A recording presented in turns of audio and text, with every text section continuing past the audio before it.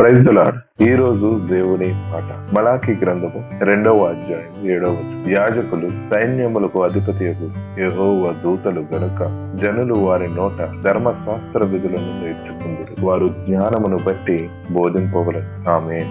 దేవుని యాజకులు అయినటువంటి వారు సైన్యములకు అధిపతియగు యెహోవా దూతలుగా దేవుని సెలవిస్తూ ఉన్నాడు. ప్రతి జనము, ప్రతి మానవుడు ఆ ధర్మశాస్త్ర విధులు నేర్చుకోవటానికి యాజకుల యొక్క జ్ఞానమును బట్టి, దేవుని యొక్క జ్ఞానమును బట్టి బోధింపవలనని దేవుని వాక్యము సెలవిస్తున్నది. కాబట్టి జనముగా ఉన్న నీవు యాజకుల మాటలు దేవుని మాటలుగా గ్రహించి వాటిని గైకొని ఆ వాక్యానుసారంగా నీ జీవితాన్ని సరిచేసుకుని దేవుని స్వరము తెలుసుకొని దేవుని స్వరము చెంత పట్టుకొని ముందుకు సాగు.